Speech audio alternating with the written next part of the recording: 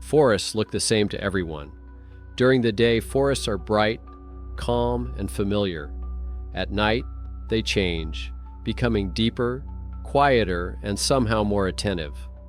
On maps, these places are marked simply: the Ouachita Mountains, National Forest, hiking trails. Families walk here, generations hunt here, and people spend the night in tents, usually returning home with another memory. But sometimes, someone doesn't come back, and the familiar forest shifts into the unfamiliar. Sometimes the disappearance appears to be an accident. Sometimes it looks like an attack by a predator. And sometimes the tracks seem to have no owner.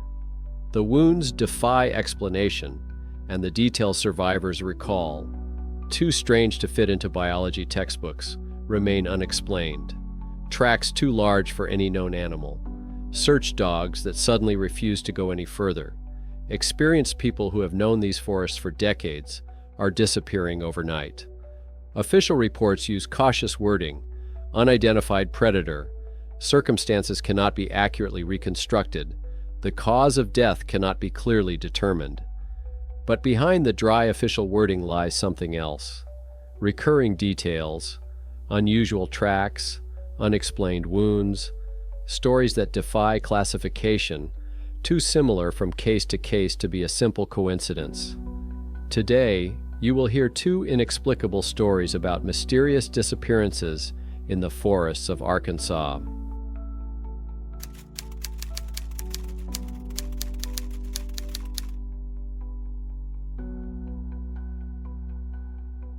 On October 17, 1993, a married couple from Little Rock, Arkansas, 34-year-old Mike Hansen and his 31-year-old wife Linda, set out on a 2-day hike along the Ouachita Trail. This route, about 223 miles long, crosses the Ouachita Mountains on the border of Arkansas and Oklahoma, passing through dense deciduous forests, rocky ridges, and areas with panoramic views of the surrounding valleys. The section the Hansens chose was near Rich Mountain at an elevation of about 2,400 feet, a popular area for fall hiking when the foliage turns bright red and gold and the temperature is comfortable for long hikes. Mid-October in the Ouachita Mountains usually offers ideal hiking conditions: daytime temperatures around 55 degrees Fahrenheit, cool nights but not cold, moderate humidity, and infrequent rain. The weather was clear that day. The forecast predicted no change. Mike and Linda were experienced hikers.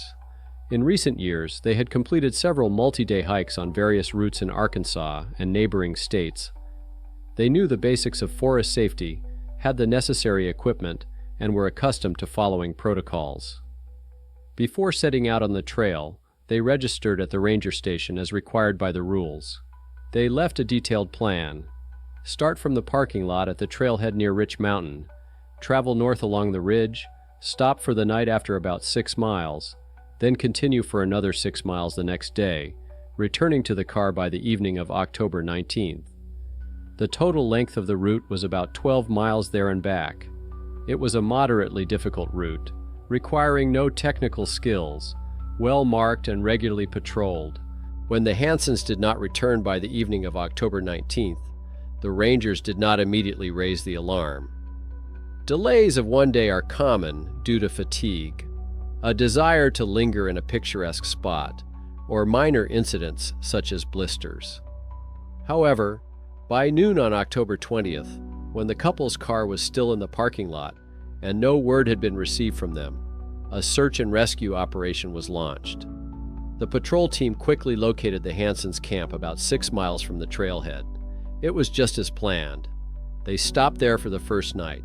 The camp sat in a small clearing, a few dozen feet from the main trail, shielded by dense oak and pine trees.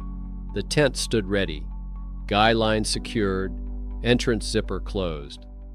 Inside were sleeping bags, personal belongings, flashlights, and a map. Equipment was neatly laid out, as if the people would soon return after some errand. Next to the tent, a bag of food hung from a tree on a rope about 10 feet high, a standard practice for protecting provisions from bears and raccoons. The bag was intact, the food untouched. This meant the animals had not tried to reach the supplies, which is typical if the camp has been abandoned recently and without any sudden disturbances. But the back wall of the tent presented a disturbing picture. The fabric had been torn from the inside with long cuts forming several parallel lines about 2 feet long. The nature of the tears indicated they had been made quickly and forcefully, as if someone had been trying to get out of the tent in a panic, without taking the time to unzip the entrance. The edges of the tears were uneven, with some threads of fabric sticking out, confirming the direction of movement from the inside out. Footprints were found on the ground around the camp, which immediately caught the investigators' attention. The footprints were large, about 16 inches long, more than 15 inches, and significantly exceeded the size of the footprints of the largest known predators in the region. The prints did not match those of a bear. The toes were more elongated, and the prints were narrower and longer. 5 claws were clearly visible on each print, and the distance between them indicated a large paw, but the overall configuration was more reminiscent of a dog or wolf paw, only gigantic in size. Black bears living in the Ouachita Mountains leave tracks about 7 to 9 inches long and wide, with short claws and a characteristic pad shape. The prints found did not match this description. By the early 1990s, there were almost no mountain lions left in the region, and their footprints were round, clawless, about 3 to 4 inches in diameter. Wolves were exterminated in Arkansas in the early 20th century, and their tracks, even those of the largest individuals, did not exceed 5 inches in length. The tracks were unevenly distributed around the tent. Several prints at the entrance, several at the back wall where the fabric was torn, then a line of tracks leading away from the camp into the forest to the north. The depth of the prints indicated a very significant weight for the animal, probably between 400 and 500 pounds or more.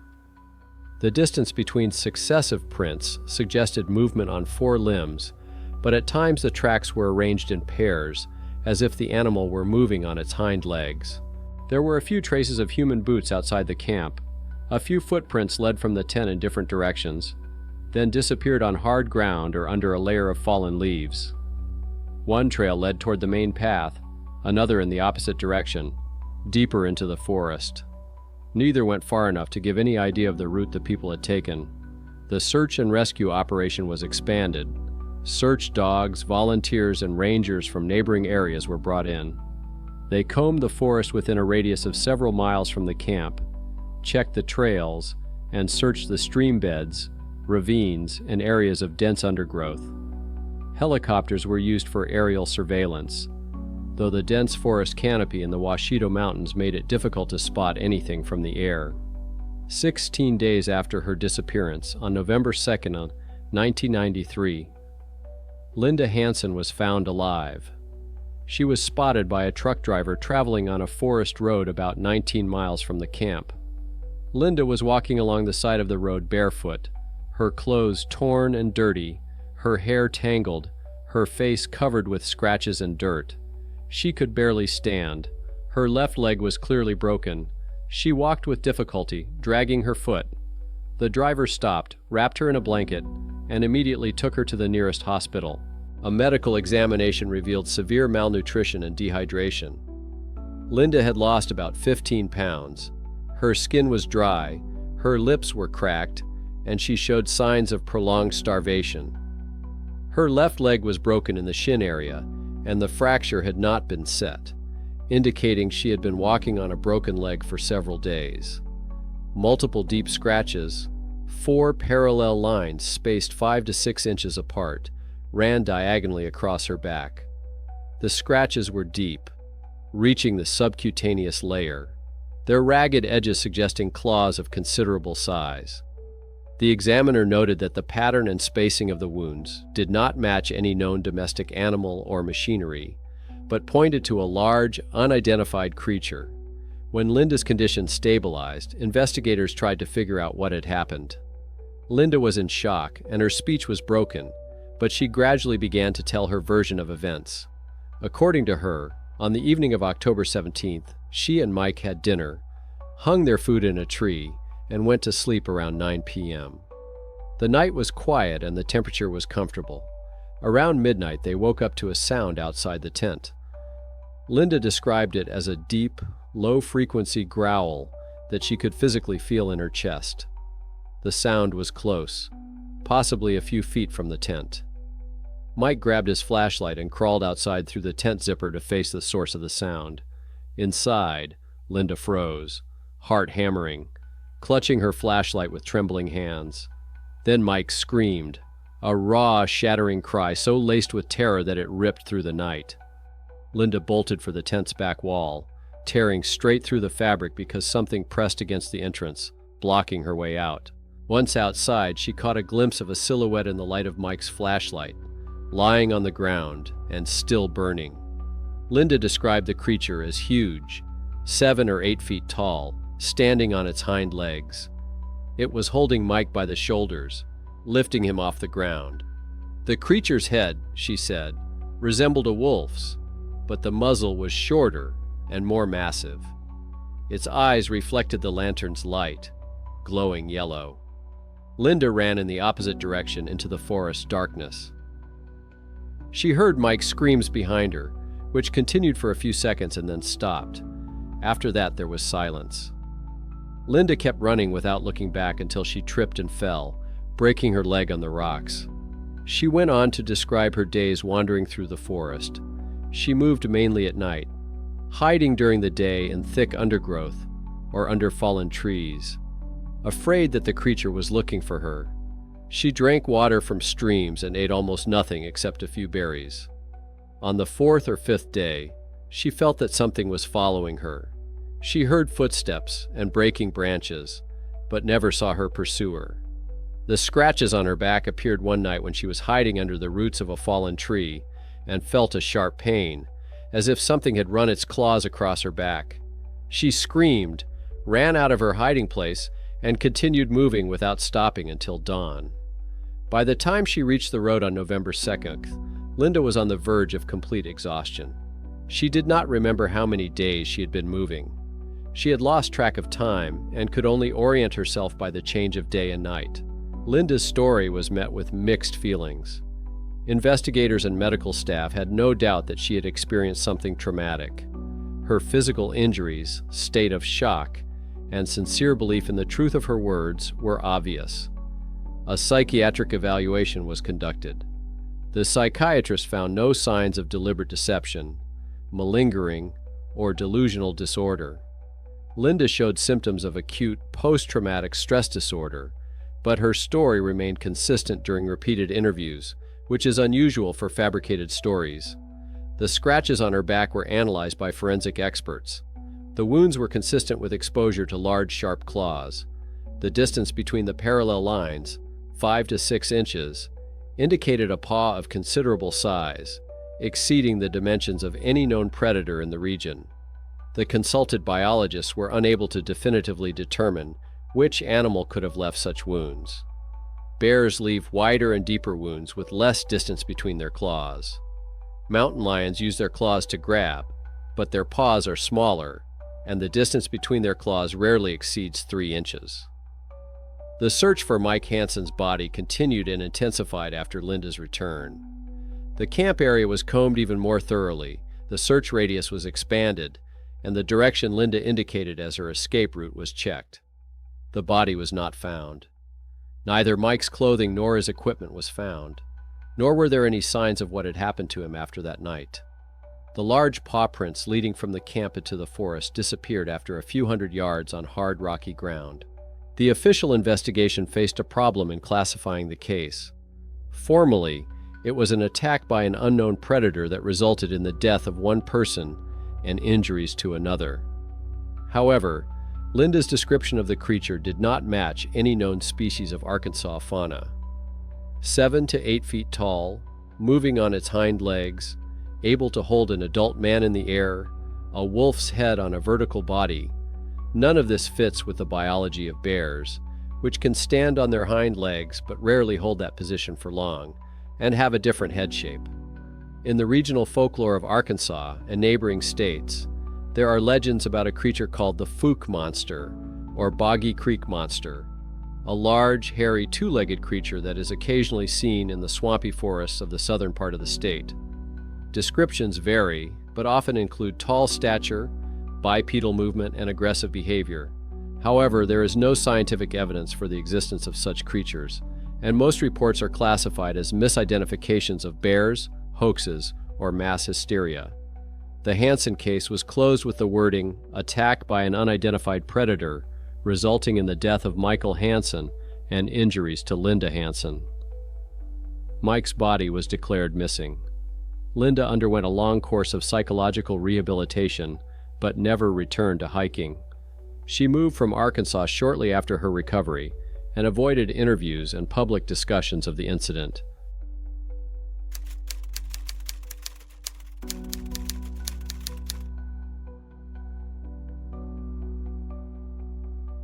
On November 6, 1988, 52-year-old hunter Darrell Sims went on a solo hunting trip north of Lake Ouachita in Arkansas.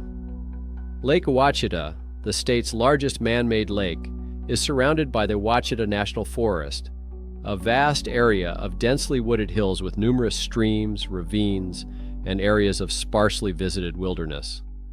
The area Darrell chose was at an elevation of about 1,800 feet, in a mixed forest of oak, pine, and hickory trees, typical of late fall, when most of the foliage has fallen, leaving the trees bare and improving visibility for hunters. Early November is the peak of the white-tailed deer hunting season in Arkansas. The temperature hovered around 40 degrees Fahrenheit, and the weather was dry and clear, creating ideal conditions for tracking. Darrell was an experienced hunter with 30 years of experience. He started hunting as a teenager with his father, and, over the decades, mastered all the intricacies of tracking, shooting, and orienteering in the Ouachita forests. He preferred to hunt alone, believing that having a partner created unnecessary noise and reduced his chances of success. His family knew about his habit of going deep into the woods for several days, setting up a temporary camp, and returning with or without prey, but always on schedule. Before leaving, Darrell told his son that he planned to return in 3 days, that is, by the evening of November 9th. He indicated the approximate hunting area, a section of forest a few miles north of the lake, where, according to his observations in previous years, deer migration routes passed. Darrell took his standard equipment with him: a .30-06 caliber rifle, ammunition, a knife, a sleeping bag, a small tent, food supplies for several days, water, a GPS navigator, a map of the area, and a cell phone, although communication deep in the forest was unreliable. When Darrell did not return or make contact by the evening of November 9th, his son tried to call him several times. The phone was unavailable, which could mean either a dead battery or a lack of signal. By the morning of November 10th, when there was still no contact, his son contacted the Ouachita National Forest Rangers. The patrol team headed to the area Darrell had indicated as his hunting spot. His truck was found on one of the forest roads, parked on the side where a hiking trail began deep in the forest. The car doors were locked and the windows were closed. The rifle was lying on the back seat, which immediately raised questions. A hunter who goes into the woods for several days does not leave his primary weapon in the car. Darrell always carried his rifle with him, even if he did not plan to shoot at any particular moment, to protect himself from a possible encounter with a bear or to signal for help if necessary. A GPS navigator was also found in the car, lying on the dashboard, and a mobile phone in the glove compartment, which was dead. Food supplies and some of his equipment were in the trunk. It seemed that Darrell had left the car with minimal belongings and had not planned to go far or for long, which contradicted his stated plan for a 3-day hunting trip. 3 search dogs, each with an experienced handler, were brought in. The dogs were given Darrell's clothes from his home to sniff, and they confidently picked up his scent from the truck. The trail led along a path deep into the forest, then turned off it and went through a thicket of undergrowth toward a small stream about 800 yards from the road. The dogs moved in sync, without hesitation, clearly following a fresh and distinct scent. At the stream, on a patch of wet ground at the water's edge, all 3 dogs stopped at once. They began to whine, showing signs of anxiety, then lay down on the ground and refused to continue. The dog handlers tried to encourage them to continue the search, but the dogs did not respond. They remained lying down, some shaking, and making quiet sounds of discomfort. This behavior was identical to that in cases on the Ouachita Trail 5 years earlier and in other incidents in the region. On the damp ground near the stream, investigators found a strange pattern of footprints. Daryl's boot prints were clearly visible in the soft soil, a standard hunting boot tread pattern, the size matching his shoes. But surrounding the human footprints were large tracks of a completely different type. These tracks were 17 to 18 inches long and resembled a dog or wolf paw, but were scaled to a size not corresponding to any known species. 5 toes with long claws were clearly imprinted in the ground. The depth of the prints indicated a weight of over 400 pounds. The tracks formed an almost perfect circle around the human footprints, as if a large animal had circled Daryl, perhaps assessing him. Then both types of tracks, human and large animal, led from the stream up the slope toward the higher parts of the forest. The human tracks appeared normal in stride and depth, with no signs of running or stumbling. The animal tracks were close by, sometimes crossing the human tracks. After about 100 yards of climbing, both types of tracks disappeared on a rocky section where the hard surface prevented imprints from being left. There were no further tracks. The search party continued in the same direction, searching the forest higher up the slope, but without specific landmarks. It became a matter of combing a vast area. 3 days later, on November 9, 1988, the body of Daryl Sims was found 6 miles from the creek, at an elevation of about 2,600 feet. The site was a crevice between 2 large rock formations, a narrow space about 3 feet wide and 5 feet deep, partially hidden by brush and fallen branches. The body lay at the bottom of the crevice in a position close to horizontal, face up. All of Daryl's clothes had been removed and scattered within a radius of about 20 feet from the crevice. His jacket hung from a tree branch. His shirt lay on the rocks, and his pants and boots were scattered. The clothes were partially torn but not badly damaged. It appeared that Daryl had undressed himself, or had been undressed while his coordination was already impaired. Multiple deep wounds were found on his chest, arms, and shoulders. The wounds were long, ragged tears in the tissue, arranged in 3 or 4 parallel lines, characteristic of a large predator's claws. The wounds reached the muscle layer, and some damaged the ribs. The distance between the parallel scratches was about 5 to 6 inches, which corresponded to the paw of a very large animal. The pathologist who performed the autopsy determined the cause of death to be massive blood loss as a result of multiple lacerations. Death probably occurred within a few hours after the wounds were inflicted, given the amount of blood lost and the absence of signs of first aid.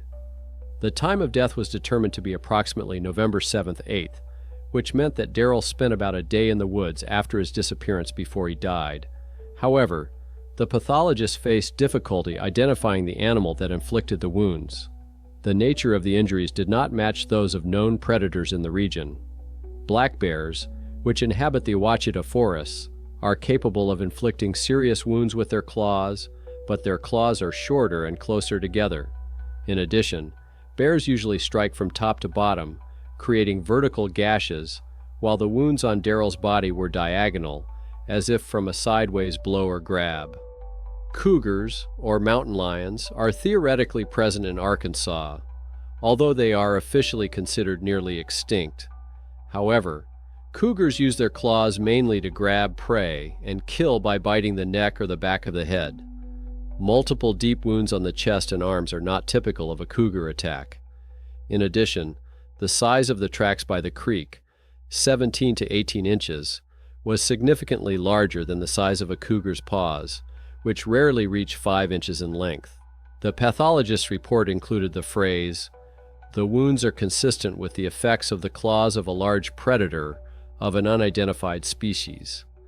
The size and depth of the wounds exceed those typical of known species in the region." This was a rare statement, effectively acknowledging that medicine could not definitively link the injuries to a specific animal.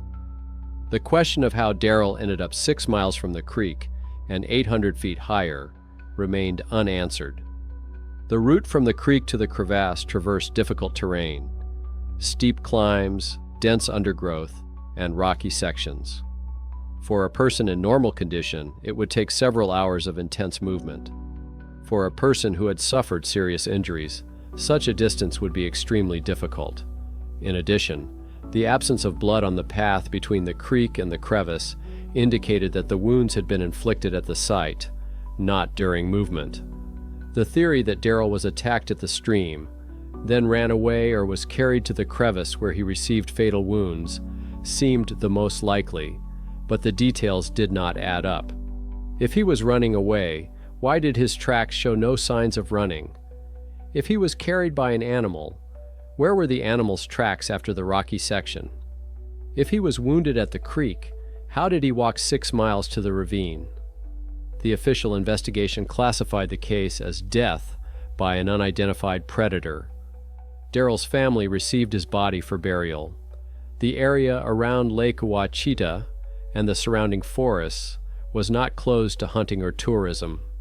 Rangers noted that encounters with dangerous predators were extremely rare, and that basic precautions minimized the risk. However, among local hunters, the case of Daryl Sims quickly became the subject of cautious discussion. Many knew him as one of the most experienced hunters in the region, a man who had spent thousands of hours in these woods without encountering any problems. The fact that he left his rifle in the car seems strange, but could be explained by his intention to quickly check something near the road. The fact that he was attacked by something that left footprints nearly 1.5 feet long was alarming. The tracks by the stream, which formed a circle around human footprints, became the focus of particular attention. This behavior, circling the prey, is characteristic of some predators that assess the threat before attacking. Wolves and wild dogs may demonstrate similar tactics, but the size of the tracks ruled out known canid species. Bears do not circle their prey. They prefer a direct or bluff attack to scare it away. In the context of the broader history of anomalous encounters in the forests of Arkansas, the case of Daryl Sims added to a growing list of incidents where experienced people died or disappeared under circumstances indicating the presence of a large, unknown predator. Similar elements were repeated. Large footprints with the characteristic shape of a dog's paw, but of gigantic size. The synchronous refusal of search dogs to continue their work. Deep claw wounds not consistent with known species. The undressing of victims before death, possibly related to hypothermia or disorientation. Distances and heights that could not be explained by the condition of the victim. Daryl Sims became one of those whose death officially remained in the category of wild animal attack, but unofficially continued to be discussed as a case that defied simple explanations. His rifle, left in the car, became a symbol that even the most experienced and cautious people can encounter something in the wild that is impossible to prepare for. That's all, friends. Do you think this is really related to mysticism, or were they attacked by a simple beast? Write your opinion in the comments below, and don't forget to like and subscribe to the channel if you found it interesting.